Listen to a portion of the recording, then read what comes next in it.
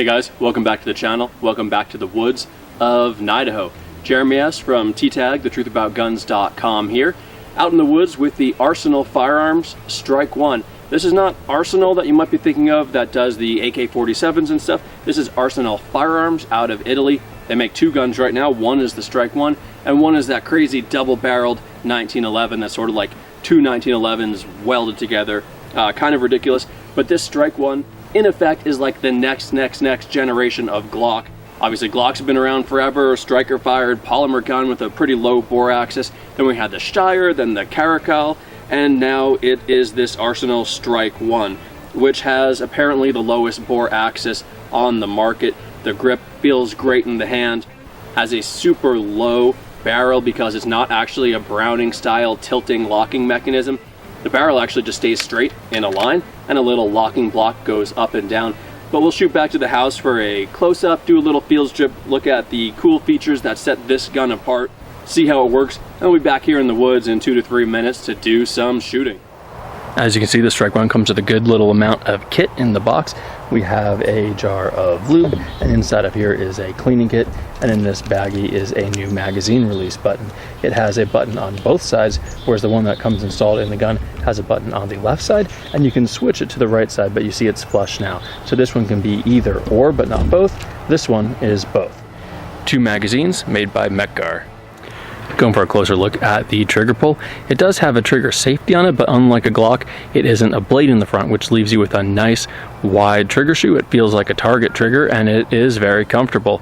So you can see the trigger actually does this weird kind of rocking motion to clear a little safety that's at the back top.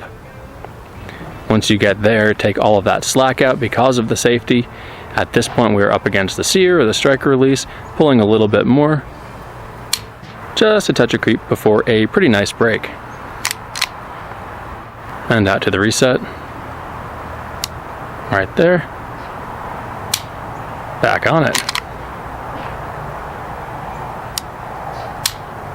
Pretty short and crisp trigger. This gun does have the competition trigger job, which is an extra option. Originally I found the pull was about the same, but the reset, instead of stopping there, I found myself having to actually slap the trigger, let off of it completely, and get back on it, or I was consistently short stroking the thing. This competition trigger does have a reset that you can feel and hear, but the original factory trigger just didn't. It was basically nothing at all happened when it got to that reset point, and that was another problem that led me to short stroking it. This trigger is good, but it's still not my favorite. Takedown is quite easy. There is a striker cocked indicator on the back, as you'll see on a lot of guns these days. We do have to make sure it's clear and then pull the trigger to deactivate the striker. And at this point there is a pin that can be pushed out by hand, pull it on the other side, and it is captive. And now the slide will just slide right off the front of the frame. I love all of the surface area of the rails here. They're very thin and low to the frame, but as you can see, they go almost the whole length of the frame, unlike most polymer frame pistols, which have a nub at the four corners. One cool feature is the striker release back here. Instead of going up and down like on almost every other striker fired gun, it actually moves in and out, it moves horizontally, and that allows everything to be very, very low to the bore axis, which is the overall theme of this gun, really. Take out the spring. Oops, it is captive if you don't drop it. Take out this little locking block. This is what moves up and down and locks the barrel into the slide for a little bit of its travel. And then the barrel itself just lifts out. Like so. And you can see when it's in here, it doesn't tilt, it actually just moves forwards and back like that.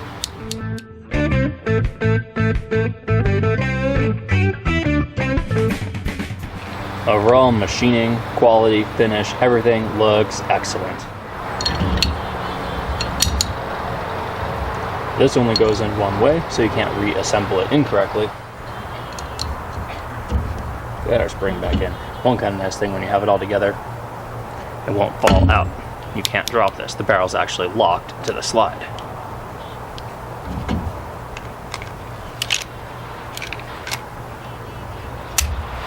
Done.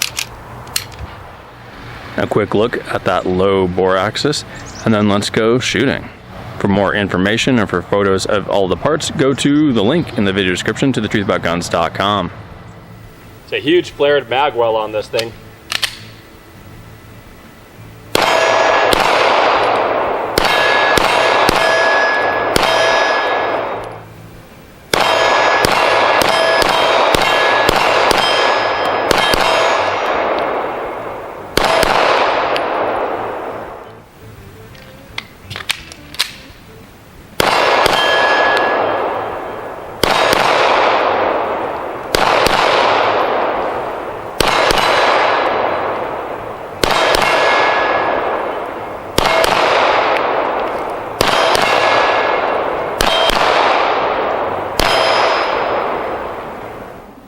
Wow, it's easy to shoot.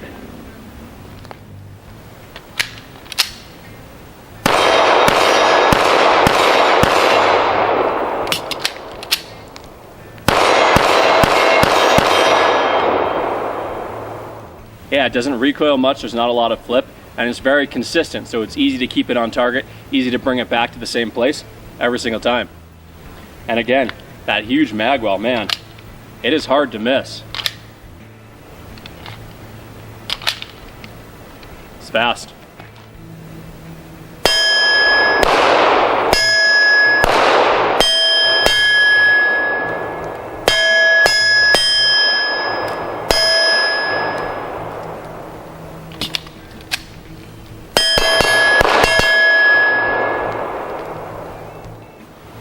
A good 35 yards to that small FBIQ target on the tree. See if I can put any on it. Just standing here.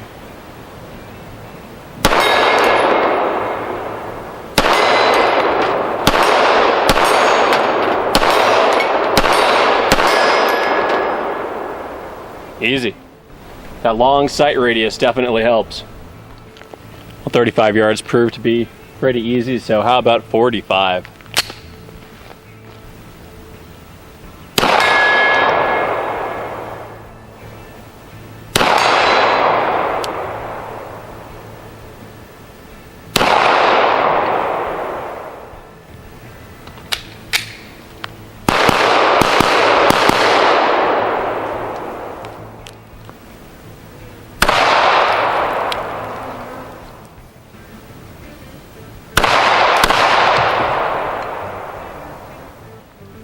All 17 rounds.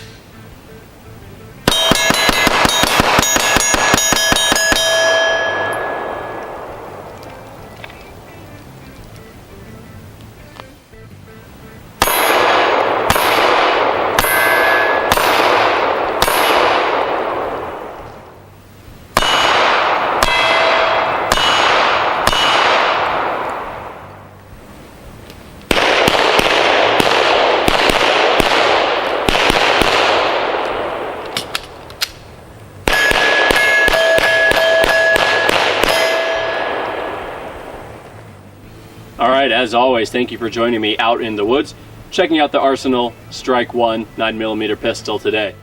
This is definitely one sweet shooting pistol, and that long sight radius certainly helps with accuracy. The trigger with the added competition trigger job is really quite good. There's still a lot of slack and take up that I wish it didn't have, and unfortunately that all translates into a longer reset. It took me at least 50 rounds to get used to how far I had to let out my trigger to reset the gun, and I actually short stroked it a few times, pulled back on it again when I hadn't actually reset the trigger yet. After that first 50 rounds I got used to that, and now as you saw I can fire it rapidly without accidentally short stroking it. This gun can absolutely hold its own in USPSA or IPSC or any other kind of competition or target shooting. That light crisp break is excellent for maintaining accuracy and for firing at high rates of fire. It's a good looking gun, fit and finish and machining is top notch. I really have no complaints whatsoever in that department. Ergonomics, very good. The quality of the molding on the polymer frame is also exceptional, and I love those big long slide rails instead of just little nubs.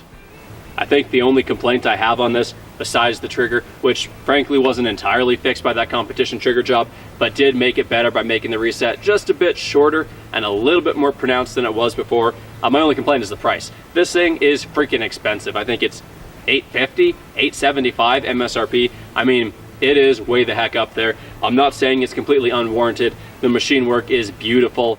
The quality is as good as anything that you'll find with a polymer frame, hands down. But, you know, heck, that's a hell of a lot of money for a striker-fired polymer frame pistol. And the only one teeny tiny little nitpick I would have, given the length of the grip, that it's actually extending below my pinky finger, it only holds 17 rounds. The grip is nice and thin. It might be slightly thicker if they went with a completely, truly double-stacked magazine. I think this is staggered, but not double-stacked. If you look at like a CZ P09, you'll see the mag is just a little bit wider, but with the same length frame, they're holding 19 rounds in that magazine, not 17. This is definitely an outside the waistband, duty holster sized sidearm. As always, check out that link in the video description below to ttag.thetruthaboutguns.com for lots of photos and more information that I didn't cover in the video. There's also a link to the manufacturer's website in the video description. Thanks for joining me. Please like and subscribe if you are so inclined, and I'll see you guys out here in the woods next time.